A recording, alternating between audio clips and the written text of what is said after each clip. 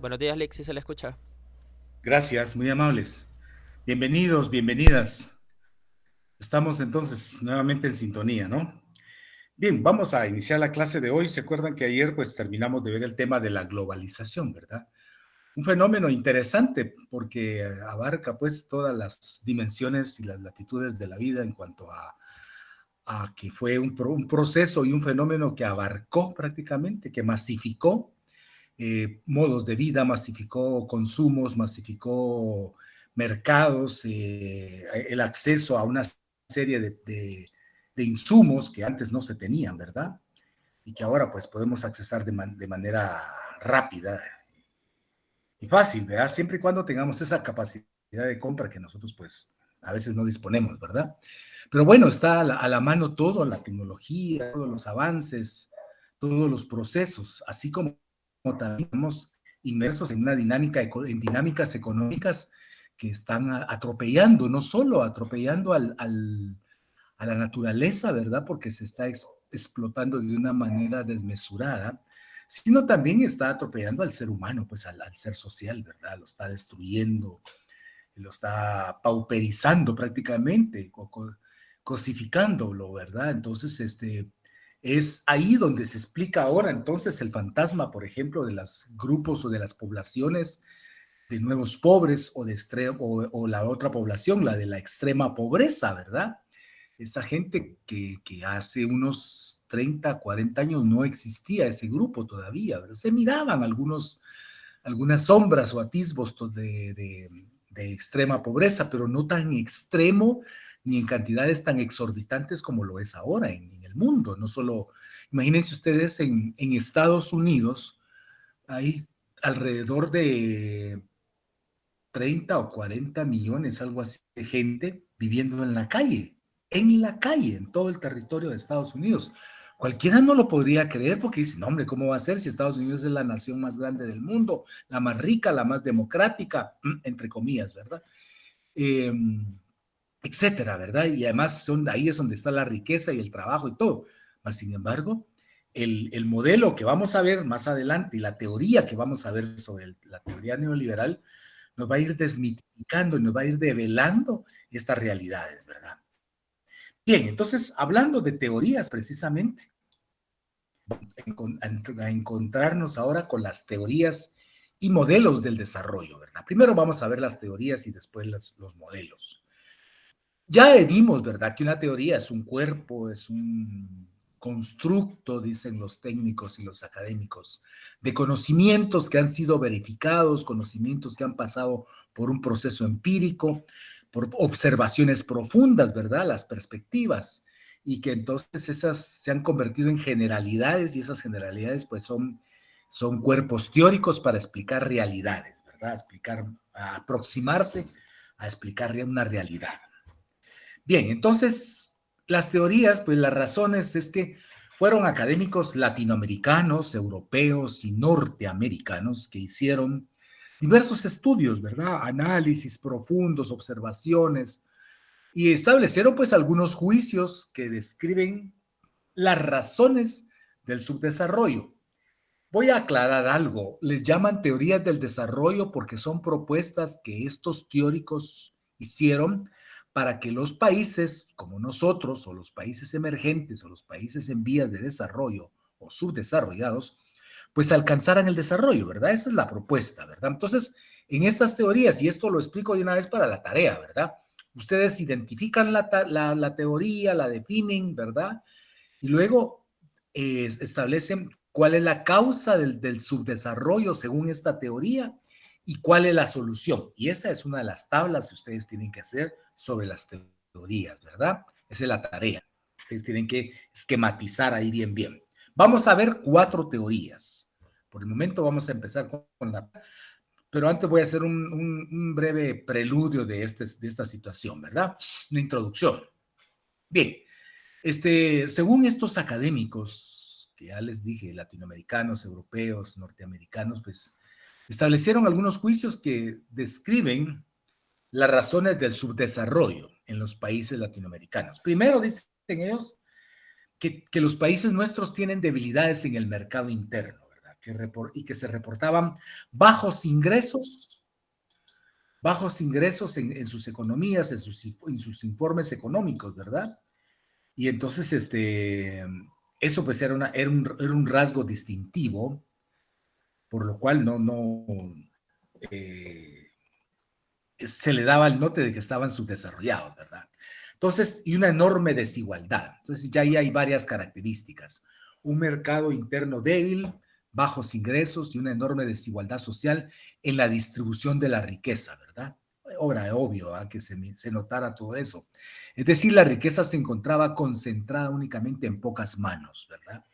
Los modelos coloniales, los modelos que venían arrasando o que venían acumulando, modelo económico, pues denotaba o develaba esa realidad, que la riqueza se concentraba en pocas manos y la pobreza en la mayoría de la población.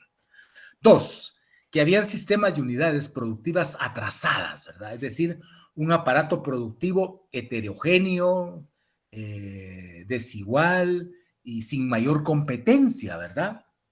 Muy atrasado como tal. Tres, habían escasos encadenamientos productivos y sectoriales con las actividades de exportación. Es decir, no estaban articulados, ¿verdad?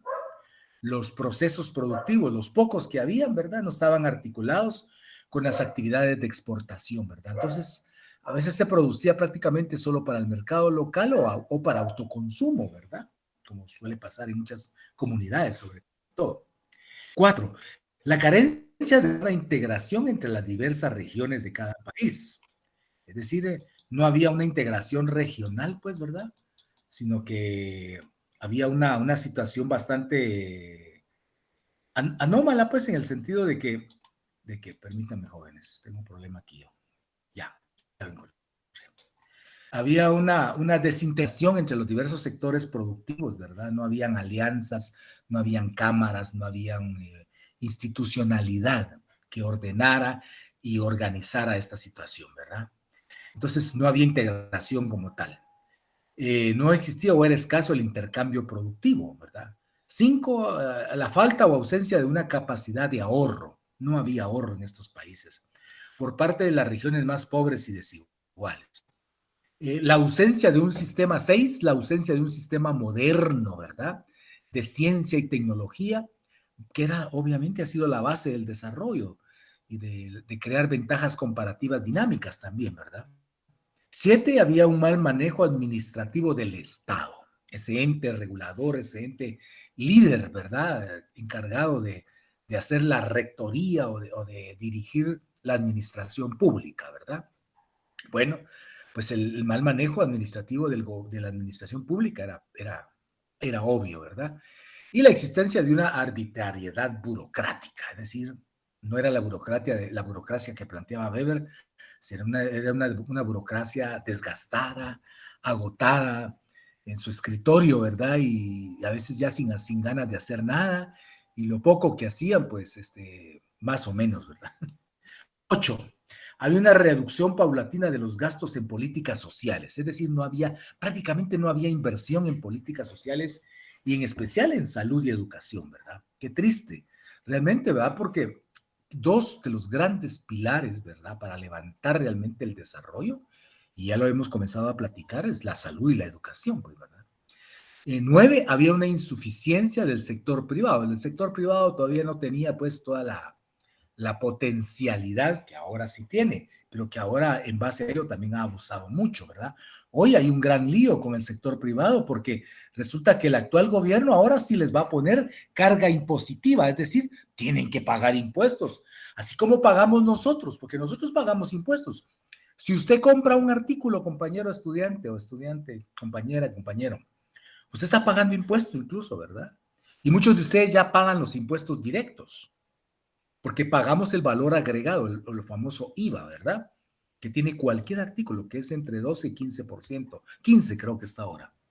Entonces, siempre pagamos impuestos. Entonces, ¿qué ha pasado? Que durante las últimas 2, 3 administraciones se le vedó, se le dio el privilegio a los sectores de la iniciativa privada, ¿verdad?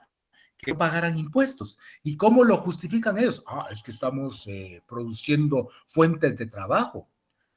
No, pero eso es cierto, de acuerdo, pero eso es parte de su función.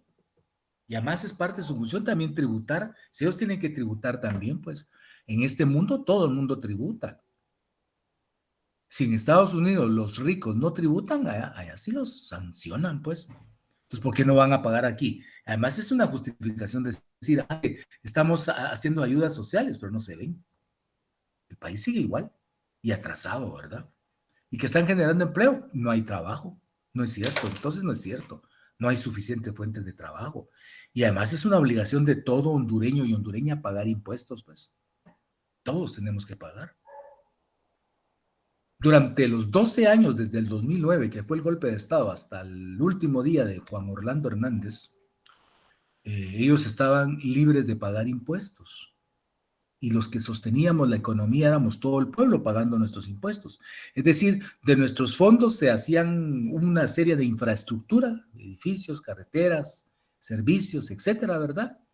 Y los pagaba el pueblo y ellos solo gozaban el usufructo de todo eso, ¿verdad? Triste. Pero ahora no, ahora van a tener que pagar. Qué bueno, ¿verdad? Bien, entonces, y la última, la décima característica o rasgo que ellos encontraron que eran las causas, lo que estoy leyendo son las causas del subdesarrollo supuestamente, ¿verdad? Es que había una corrupción generalizada en toda la sociedad, tanto en el sector público como en el sector privado. Es decir, la corrupción ha sido un mal casi endémico, ¿verdad? Que nos ha afectado porque ha deteriorado y ha desgastado realmente todas las esferas sociales, económicas, políticas, ¿verdad? Productivas incluso del mundo. Bien, entonces vamos a ver la primera teoría, que es la teoría de la modernización, ¿verdad? Viene obviamente de la concepción de la modernidad, que ya hemos visto que fueron los cambios y transformaciones que propusieron los intelectuales, los académicos, que emanaban propuestas para salir adelante a través de los cambios humanos y sociales, y la ciencia fue un auxiliar de esas transformaciones. Enma, escucha. Lick, no, solo una preguntita, ahorita que ya va a iniciar con las teorías. Esta fue la pregunta de la que le comenté el martes, ¿verdad? Sobre la Sí. actividad 2. Pero ahí habla, parece, de 4 teorías, no sé si es así, y parece que ahí solo Cuatro leían, teorías, vamos a ver. solo miro Vamos a 3 ver. ahí. Ah, no, pero es que yo ya les dije, ¿ustedes por qué se basan en un libro? Que ahí hay más fuentes de documentación. Ustedes Ah, básense ok. en el programa. Sí, es que no, yo no pongo libros de texto. Fíjense que estoy pensando quitar ese libro para los próximos periodos porque veo que lo toman como texto. Yo no estoy poniendo textos. Yo les hablo la fuente para que ustedes consulten todas las fuentes posibles. Hasta les pongo links para que los vean y retroalimenten pues el proceso, ¿verdad? O sea, no, las fuentes son universales. La globalización, por ejemplo, no está en ese documento. Ustedes tienen que buscarlo. Además, les puse una lectura obligatoria. Hay 4 teorías, en ese documentito solo aparecen 3, pero quiere decir que la otra hay que buscarla. De eso se trata. Esa es la educación superior, investigar. Si nosotros no fomentamos la investigación, entonces estamos en procesos donde estamos fomentando la mediocridad, pues va, si lo que tenemos que salir es de esta crisis, pues, ¿verdad? Y eso lo hacemos investigando, indagando, averiguando, preguntando, ¿verdad? Eso es lo que hay que hacer, consultar. Por eso es que cuando uno ya llega a la educación superior hay un gran choque, ¿verdad? Cultural, porque uno viene de usar un libro de texto y uno viene de que todo está ahí, ¿verdad? Como que fuera un recetario, y resulta que cuando uno entra en la educación superior hay que empezar de nuevo, hay que buscar las fuentes, hay que investigar, hay que indagar, hay que volverse autodidacta, ¿verdad? Eso es importante. Bien, no sé si hay algún comentario más.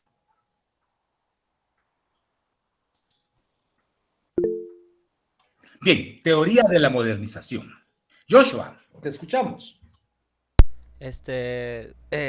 No, solo iba a preguntar eso mismo, de que de estos conceptos, ¿verdad? También nos van a ayudar para la tarea, ¿verdad? Me imagino, ¿no?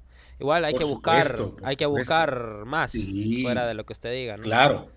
Ok, muchas Sí, por gracias. ejemplo, esta tarea, la tarea del punto 2 que dice la compañera de las teorías, ¿qué es lo que tienen que hacer ustedes? Identificar las 4 teorías, ¿verdad? Una por separado, por cada una, ¿verdad? Ustedes hacen su cuadro como quieran.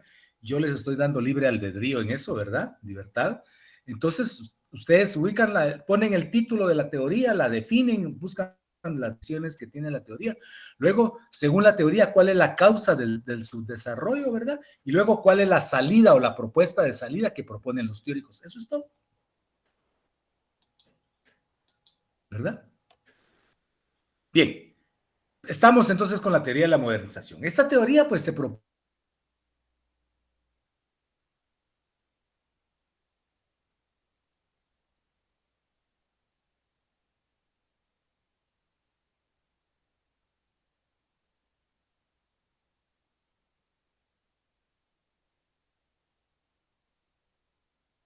¿verdad? Que tienden a ser conservadores en sus valores, en sus actitudes, en sus creencias y patrones de acciones eminentemente Lick, disculpe que tradicionales, lo interrumpa. ¿verdad? Por favor, puede repetir lo que dijo antes, que se me tuvo como un corte de internet y no pude escuchar lo que dijo antes. O sea, cuando empezó, cuando Bueno, dijo yo lo les de la dije que teoría. sí, la teoría es una propuesta eminentemente sociológica, ¿verdad? Basada en la escuela de Tal Parson, sobre todo en el pensamiento de Durkheim y de Weber. Para ellos, para los teóricos de la modernización, la causa principal está en el individuo. Ahí está Weber, ¿verdad?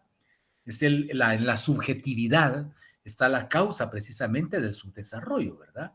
Es como cuando hablamos de la pobreza mental, ¿verdad? Que decimos, este es pobre mentalmente porque piensa de tal o tal forma, ¿verdad? Pues igual, o sea, aquí la causa fundamental estaba precisamente en el ser, en la mentalidad, ¿verdad? Ese ser que tendía a conservar valores, actitudes, creencias y patrones, pues, de acciones eminentemente tradicionales. Y que tenía dificultad, pues, de adoptar valores y actitudes y creencias más modernos, pues, ¿verdad? O sea, era un ser más encerrado en sí mismo, no abierto, sino cerrado, ¿verdad? Y que tenía fobia a los cambios. Entonces, precisamente es en el individuo, en el ser, en su acción social, donde se puede percibir esta situación, ¿verdad? Entonces, este tránsito, pues, de lo tradicional a lo moderno era lo que ellos identificaron como una de las grandes problemáticas que se tuvieron al respecto, ¿verdad?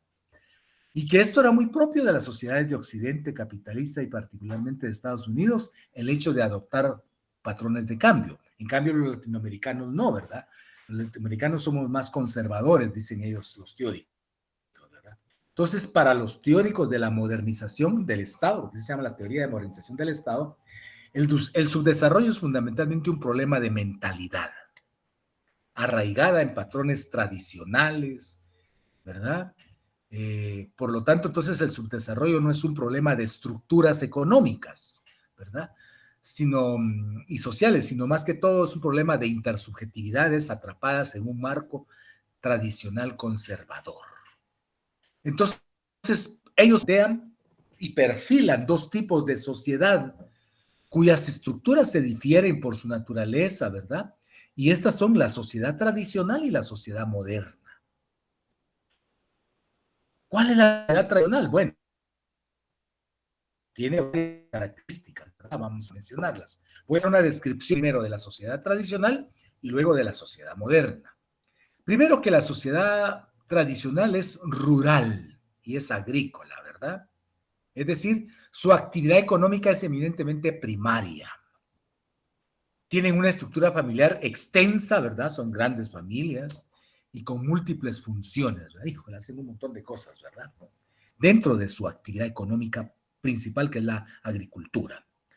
Un sistema ocupacional relativamente simple, sí, porque es agricultura o es ganadería o en algunos casos, ¿verdad? Pero o un tipo de granja incipiente, pues, ¿verdad? Mínima.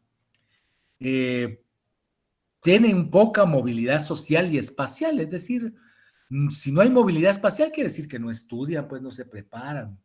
Y si tienen poca movilidad espacial, quiere decir que están asentados completamente en el lugar y no se mueven, no buscan otros lugares, nada, ¿verdad? Su actividad económica mayoritariamente es primaria y de subsistencia, ¿verdad? Para autoconsumo. Tienen altas tasas de analfabetismo, ¿verdad? Las sociedades rurales, las sociedades que fueron condenadas a la ignorancia, pues y aquí sí, bueno, lo voy a decir, aquí tuvo culpa la iglesia y el modelo económico que impusieron los terratenientes, ¿verdad? De condenar a la ignorancia a la mayor parte de la población campesina e indígena, ¿verdad? En América Latina, para tenerla sojuzgada, para tenerla controlada, para disponer siempre de esa mano de obra barata que ofrece la oferta de trabajo de toda esta población, ¿verdad? Bien, entonces hay una ausencia casi total al cambio, es decir, se niegan a conocer o a cambiar o a probar otras posibilidades, ¿verdad? Que les puedan generar bienestar o transformaciones en sus vidas para mejorar, ¿verdad? Tienen una estructura jerarquizada, ¿verdad? Eso es cierto, y no por fuentes de autoridad tradicional, como diría Weber, ¿verdad? ¿Y cuál es el resultado de todo esto? Bueno, la existencia de un individuo, recuérdense que aquí entonces está definiendo que el individuo es la causa de su desarrollo, ¿verdad? Su mentalidad. La existencia de un individuo tradicional, ¿verdad? Supersticioso, imagínense, sin ambiciones, conservador, con temores, con miedos al cambio y a correr riesgos, ¿verdad? No son personas aventadas, por ejemplo, ¿verdad? Preocupados solo por las necesidades inmediatas, son seres fatalistas y aferrados a las tradiciones, ¿verdad? Ese es el perfil que dibujan o que escriben los teóricos que proponen esta teoría. Frente a este escenario de sociedad tradicional, pues entonces ellos plantean una sociedad moderna, que obviamente es una sociedad urbana e industrial, ¿verdad? Con una estructura familiar nuclear, es decir, y más reducida, ¿verdad? Y con funciones limitadas, porque aquí ya surgen, recuérdense que en las sociedades urbanas y en las sociedades industriales, que son las sociedades más complejas, surgen las especialidades, ¿verdad? Como dijo Durkheim. Y entonces se da la división social del trabajo, ¿verdad? Se fragmenta más porque hay más especialidades. Y tienen un sistema ocupacional complejo y diferenciado, ¿verdad? Ya no es solo la agricultura, sino ya se dedican a un montón de cosas más. Tienen altas tasas de movilidad espacial y social, es decir, entonces quiere decir que estudian, que se preparan, que se hacen técnicos, que se hacen académicos, que se hacen profesionales, ¿verdad? Y que además tienen la capacidad de moverse por diversas latitudes, ¿verdad? Por lo menos tienen un alfabetismo universal, es decir, todos saben leer y escribir, ¿verdad? Esta es la propuesta, el perfil de sociedad de los teóricos, ¿verdad? Hay un predominio de actividades secundarias y de la producción para el mercado, es decir, la actividad secundaria de la economía es la industrialización, ya lo hemos dicho, ¿verdad? Hay extensas redes de comunicación, ¿sí? Se comunica con todo el mundo, viajan, interaccionan, ¿verdad? Participan en eventos, en ferias internacionales, donde llevan sus productos, etcétera, etcétera, ¿verdad? Existencia de una institución de cambio y crecimiento sostenido. Hay una constante monitoreo y evaluación de sus programas y proyectos, los cuales los lleva pues a tener ojo en el sentido de fortalecer la institucionalidad para el cambio y el crecimiento, ¿verdad? De manera sostenida. Tienen estructuras políticas democráticas, ¿va? Diferenciadas y con fuentes de autoridad racional, que es la otra propuesta en la teoría del Weber, ¿verdad? Y legal, obviamente. ¿Cuál es el resultado de esto? Bueno, la existencia de un individuo moderno, independiente, individual incluso, ¿verdad? Porque tiene iniciativas, eficiente, previsor, convencido de su capacidad para cambiar el mundo, ¿verdad? Emprendedor y dispuesto a correr riesgos. Todo lo contrario este perfil al anterior, ¿verdad? Entonces, para los teóricos de la modernización, el desarrollo es un proceso de transición de la sociedad tradicional a la sociedad moderna. Es decir, se da un proceso evolutivo, ¿verdad? De fases, ¿verdad? Un ciclo, de un ciclo rural o tradicional a un ciclo moderno, a una fase de modernidad, ¿verdad? donde la sociedad tradicional va perdiendo los rasgos tradicionales y va adoptando los modernos. Y aquí nace precisamente de esta concepción la idea de las sociedades en vías de desarrollo. Preguntas. Esta es entonces la primera teoría. Si se dan cuenta, grandes contenidos, ¿verdad? Sí hay bastante literatura al respecto y ustedes la pueden buscar. Busquen, por ejemplo, este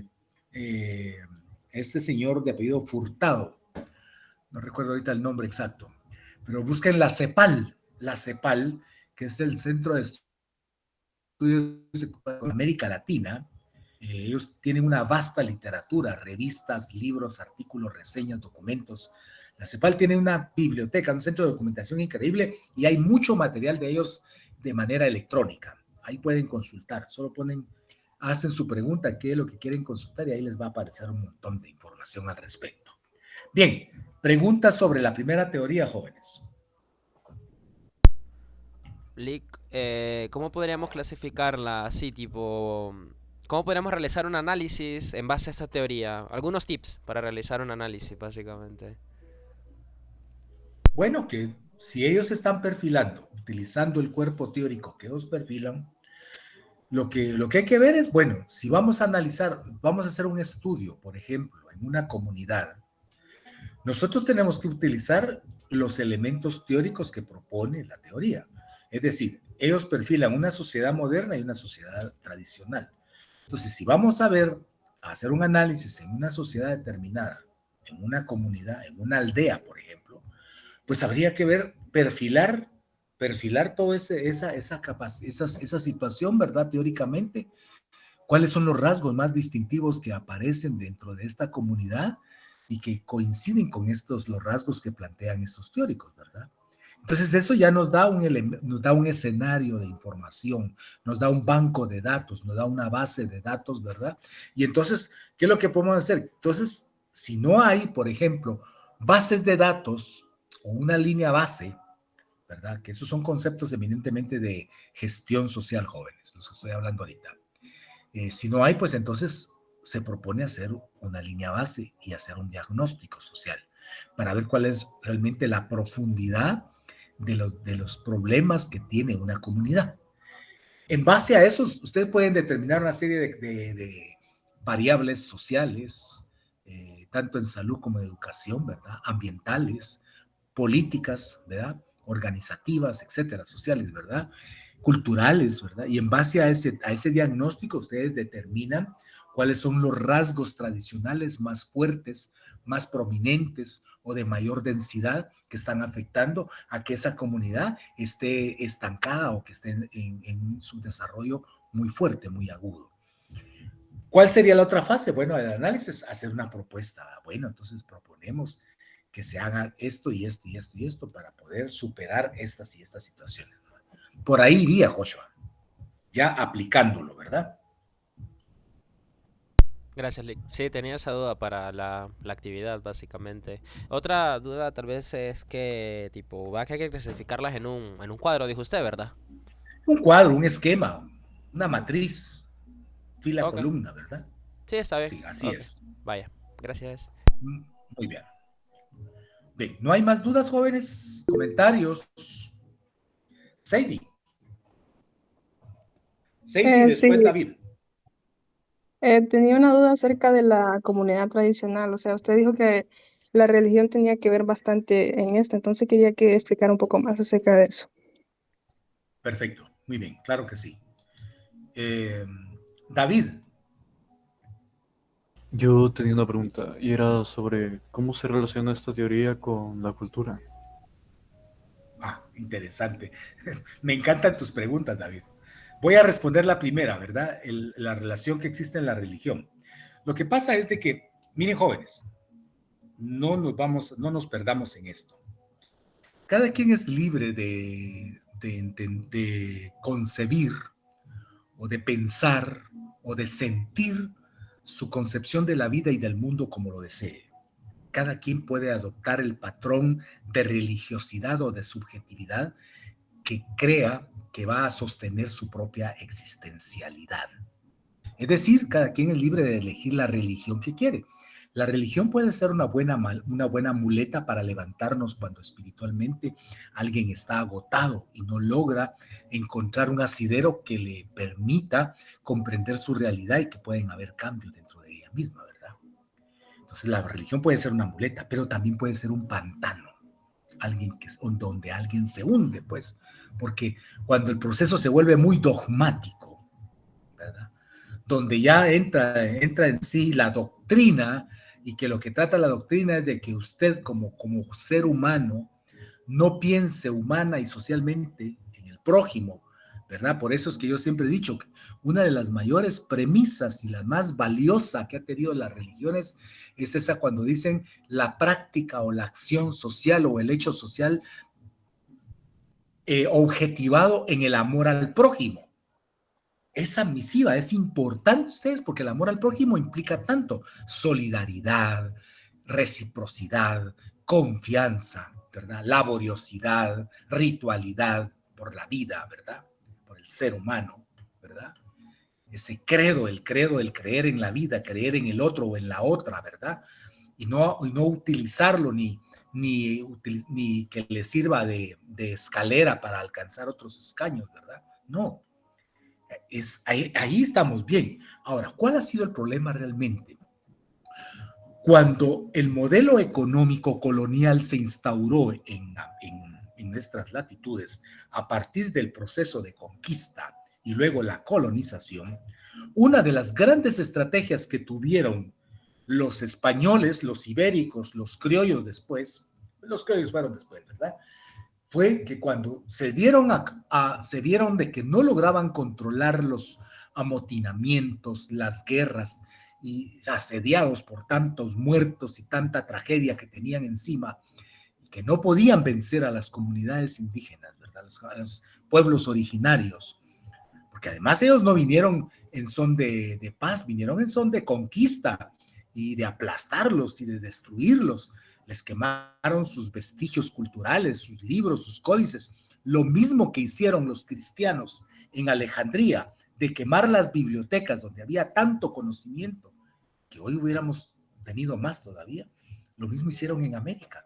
Quemaron un montón de información, porque para ellos, para la Iglesia Católica, toda esa literatura, todo ese conocimiento, todos esos saberes eran paganos, eran mundanos, eran del diablo, eran satánicos. Pero ¿qué era realmente lo que había? ¿Cuál era el discurso que había detrás de todo esto? El discurso era el dominio y el control de la Iglesia a través de la concepción judeo-cristiana, pues. El control y el dominio territorial, el control de la conciencia. Entonces, si usted es una buena cristiana o un buen cristiano, no proteste, no alegue, confórmese con lo que tiene, ¿verdad? Y agradezca que los ricos están trabajando para usted y que le dan trabajo, ¿verdad? Y entonces la iglesia, las religiones se han vuelto realmente un obstáculo para el desarrollo humano y social, pues. Alguien me puede decir, no, pero la iglesia también nos ayuda porque espiritualmente, de acuerdo, yo no me opongo a eso. Como les dije al principio, cada quien tiene la libertad de elegir, ¿verdad? Su propia existencialidad. Pero algo que sí es cierto, jóvenes, y ustedes lo pueden indagar y busquen. Por eso les digo, ya son universitarios, ya tienen que tener una mentalidad más universal. A eso se refiere la universidad, la universalidad del conocimiento. Indáguense. Todas las religiones han tenido que ver con el asunto político. Cuando las religiones dicen, nosotros somos apolíticos, eso es una mentira histórica. Todas las religiones han tenido una bandera política, porque todas han abogado por el dominio y el control de la conciencia y de los territorios. Yo les explicaba el caso de las cruzadas, ¿verdad? O la Inquisición, por ejemplo. ¿Cuál fue el origen de la Inquisición? Fue una institución que creó la Iglesia para someter a todos aquellos grupos y personas y pueblos que querían creer en lo que siempre habían creído, pues. Pero había que someterlos y convertirlos a la religión católica a pura violencia, ¿verdad?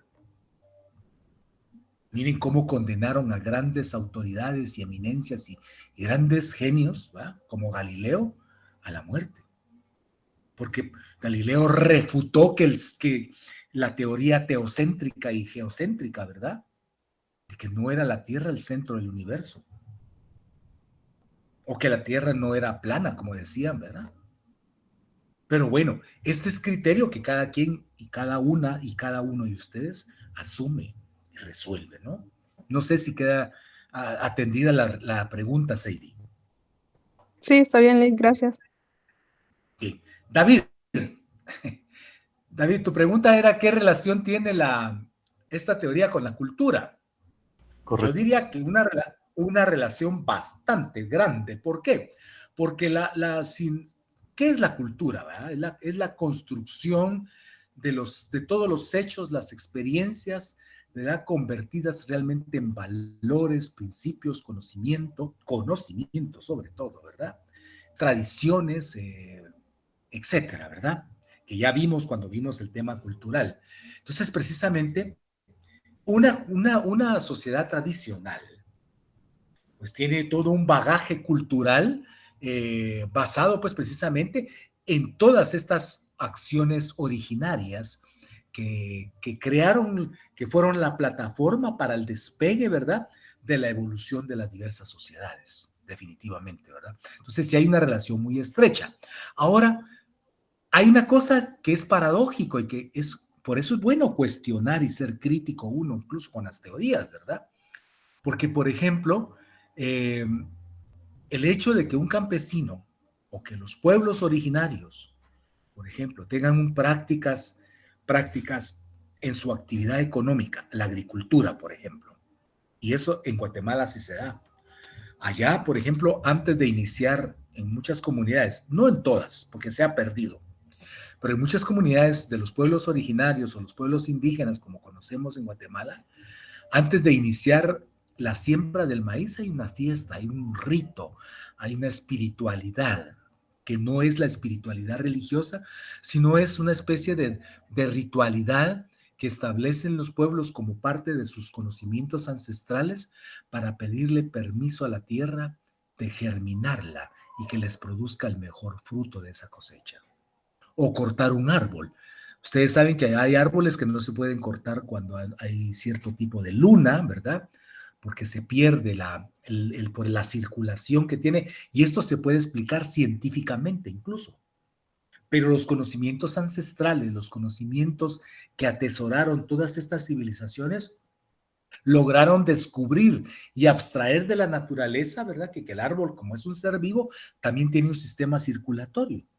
Y que cuando hay luna nueva, este sistema circulatorio baja y que cuando hay luna llena, sube, ¿verdad? Y entonces hay que tener cuidado en qué momento se va a cortar el árbol, porque en función de eso el árbol puede que se dañe más rápido o puede que tenga mayor durabilidad, etcétera. Imagínense, todos esos conocimientos ahora ya se pueden explicar de una manera científica, pero fueron parte de un bagaje cultural, ancestral de los pueblos, por ejemplo, ¿verdad? No sé si responde tu inquietud. Me encantó tu pregunta. Ciertamente la responde bastante bien. Estoy conforme con la respuesta. Gracias, David. Bien, no sé si hay más preguntas, si no entramos a la siguiente teoría. A ver si nos da tiempo. Bien, teoría 2. Teoría centro-periférica o llamada también teoría estructuralista. Aquí el elemento teórico principal de esta teoría data de hacer una conceptualización, obviamente, del sistema internacional capitalista. Es decir, como que hay un reordenamiento de los conceptos, de las categorías, para tratar de definir ese sistema internacional del modelo capitalista como tal, ¿verdad? Y tratan de como un todo integrado, ¿verdad? En el cual están inmersas una serie de relaciones asimétricas o desiguales, las cuales son las causas, dicen ellos, precisamente del subdesarrollo. Y esas causas se dan entre los países del centro y los países de la periferia. Explico esto. Imaginémonos que tenemos dos círculos concéntricos. Concéntricos significa que tienen el mismo centro, pero hay un círculo más pequeño y un círculo más grande, ¿verdad? Entonces, el círculo que está dentro del más grande, el más pequeño, para hacerle el esquema, son llamados los países del centro, es decir, los países del primer mundo, los países élite, los países ricos, desarrollados, como ustedes quieran ahora llamarles, ¿verdad? Y el círculo de afuera, es el círculo, el perímetro del círculo de afuera, ahí están los países periféricos. ¿Quiénes son? Nosotros, ¿verdad? Los subdesarrollados, los emergentes, los pobres, los en vías de desarrollo, etcétera, ¿verdad? Entonces, lo que establecen estos teóricos es que existen relaciones desiguales o asimétricas en el sistema capitalista entre los países del centro y los países de la periferia. Entonces, en esta teoría se enmarca en establecer la existencia de unos términos de intercambio desigual. Es decir, cuando se dan intercambios entre los países del centro y los países periféricos, son de carácter desigual, ¿verdad? Con desventajas. ¿Para quién? Para los periféricos, ¿verdad? Ya que los productos agrícolas y mineros, que es materia prima y que muchas veces están concentrados en su mayor cantidad en los países periféricos, pues estos no tienen las mismas ventajas comparativas y económicas, ¿verdad? Que sí tienen los que tienen los del centro. Ya que estos productos agrícolas o mineros, digamos, tienden a las bajas de precios, ¿verdad? Mientras los productos manufacturados, industrializados, bien elaborados y diseñados por los países del centro, pues se mantienen estables o, es más, tienden a las alzas, a ponerse más caros, ¿verdad? Esta condición desigual, dicen, en los precios internacionales es captada a través del concepto de deterioro de los términos de intercambio, así se llama ese fenómeno, ¿verdad? Y es increíble ustedes, pero por ejemplo, fíjense cómo manipulan los países del centro a los países periféricos. Supónganse que nosotros tuviéramos magnesio. Supónganse que en Honduras hubieran minas de magnesio. Y el magnesio, ustedes saben que es un químico importante para la industria y para la medicina, para la industria farmacéutica, para la alimentación y para otro tipo de productos, ¿verdad? Pues bien, si supongamos que tenemos magnesio acá en Honduras y resulta que viene el gobierno o vienen los dueños de las minas y hacen todo un proceso indagatorio en el mercado y resulta que ahora vienen y se dan cuenta que el precio del magnesio es 100 lempiras el gramo, digámosle, o la libra, pongámosle una unidad de medida. Una libra una libra de magnesio puro de mina vale 500 lempiras, digamos, ¿verdad? Por el trabajo que lleva a sacarlo, excavarlo y todo, etcétera, ¿verdad? Bien.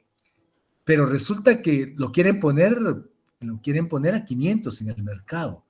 Pero resulta que Honduras no es el único país que produce magnesio. También hay otros países cercanos o lejanos que producen magnesio.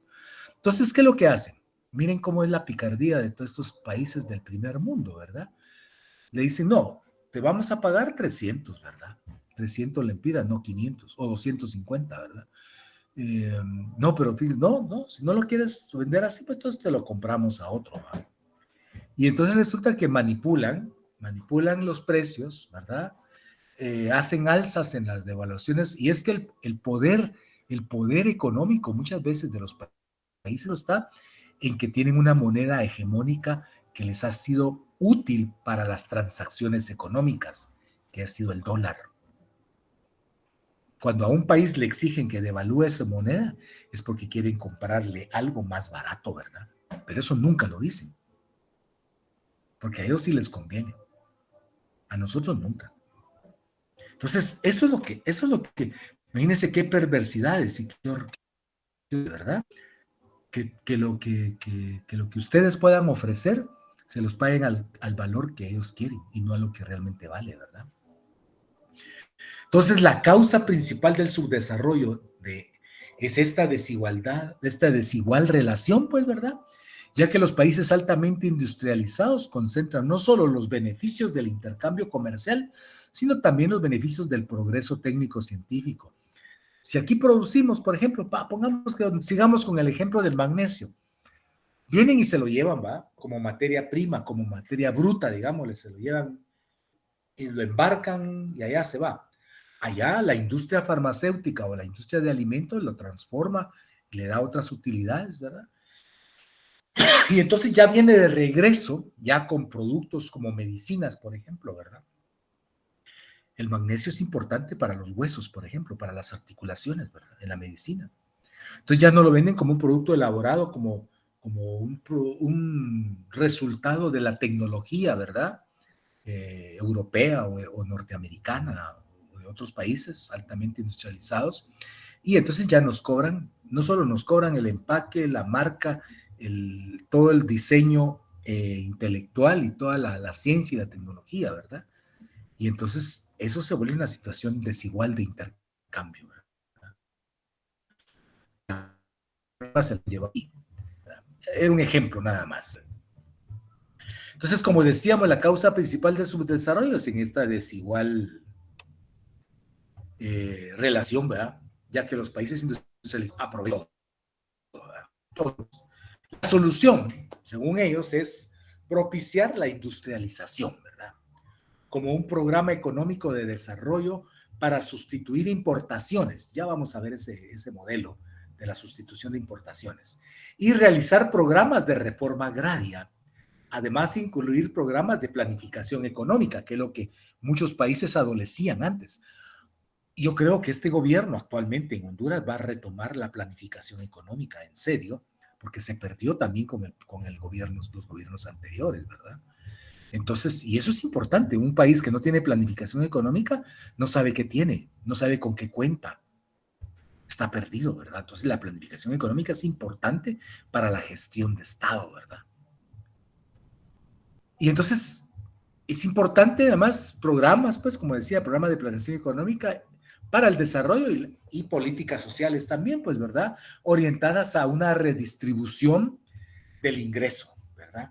Generar, obviamente, bienestar en la población. Entonces, la propuesta de la CEPAL, porque es una propuesta teórica de la CEPAL es una organización latinoamericana, ya les dije, ¿verdad? La Comisión Económica para América Latina, sobre el desarrollo, es que la CEPAL dice que sobre el desarrollo es la transformación productiva con equidad. Esa es la propuesta que hace la CEPAL. Lograr el desarrollo a través de una transformación productiva con equidad, cuyos componentes deben ser. Entonces, ellos dan una serie de elementos, ¿verdad? Una mejora continua en la competitividad por la vía de la incorporación del progreso tecnológico. Es decir, nuestros países pueden ser competitivos si innovamos e introducimos nuevas tecnologías. Y es obvio, ¿verdad? No vamos a competir con nuestra tecnología todavía demasiado artesanal frente a tecnologías demasiado avanzadas, ¿verdad? Negar la depreciación de los salarios reales, pues, es decir, no se pueden depreciar los salarios, porque si se deprecian los salarios, es decir, si se le baja el valor adquisitivo a la moneda, se cae el valor del salario y entonces tenemos menos capacidad de tener bienestar, ¿verdad? Y mejores condiciones de vida. También implica la competitividad, implica devaluar la moneda local. Eso tiene que hacerse de una manera ordenada, pues, o sea, cómo se va a devaluar. Y porque muchas veces las devaluaciones vienen en función de una moneda que es más fuerte, hegemónica. En este caso ha sido el dólar, ¿verdad? Y el euro también, que se introdujo precisamente, que es un tema que no lo toqué ahorita con la globalización, pero voy a ver si lo abordo también. El tema de los tres grandes escenarios o bloques de poder que se crearon con la globalización. Voy a terminar esta teoría y si me da tiempo, no, yo creo que ya no, mañana, el lunes se los doy. Bien, entonces es necesario, dice la CEPAL, controlar los equilibrios macroeconómicos, ¿verdad? Que no se sobrepasen los gastos. Lo que hablábamos ayer o antier, que yo les decía que cuando un país gasta más de lo que tiene, está en quiebra, ¿verdad? Cuando ustedes gastan más de lo que ganan, digamos, ¿verdad? Entran en quiebra, entran en crisis, ¿verdad? Sus deudas aumentan, pues los números se ponen en rojo, pues, ¿verdad? Pues uno no puede gastar más de lo que no gana, ¿verdad? Sino que uno debe ir como casi ajustadito, ¿verdad? Porque si no, entra en crisis, pues, ¿verdad? Entonces, otra es racionalizar la política comercial, ser más equitativos, por políticas tecnológicas, claro, Capacitar el recurso humano, porque ¿de qué nos sirve innovar nuevas tecnologías si no vamos a tener mano de obra calificada que pueda echar a andar todo este proceso, ¿verdad? Es decir, fortalecer el capital humano, que ya hemos hablado que es el capital humano. Fortalecer los vínculos con el sector productivo, lograr la interacción entre los agentes públicos y privados, ¿verdad? Y promover la integración regional como medio para incrementar la competencia a nivel internacional. Bien, jóvenes, esta es la teoría, las como hasta ahí vamos a llegar. No sé si hay alguna, ya casi no tenemos tiempo, jóvenes. Disculpen que sí lo saco porque viene la otra clase, las tengo seguidas, ¿verdad? La otra es de 11 a 12. Bien, si no hay ninguna consulta, ninguna pregunta, pues entonces nos vemos el lunes, por favor, yo los convoco el domingo en la noche. Vamos a ver el lunes la teoría de la dependencia, interesante, y si nos da tiempo, pues empezamos a ver la teoría neoliberal para terminarla el martes. Y empezar el miércoles o el martes mismo, si es posible, o el miércoles, con los modelos del desarrollo. Ya casi llegando a la fase final de la unidad. Bien, que tengan un feliz fin de semana, disfrútenlo, no dejen de hacer sus tareas porque ya falta poquito para entregarlas, ¿verdad? Y les deseo todo lo mejor y sean felices. Disfruten la vida. Igualmente, Gracias, Lick. Lick. Feliz Tenga buen día. día. Feliz fin Igualmente de para usted, semana. Lick. Gracias para todos y todas.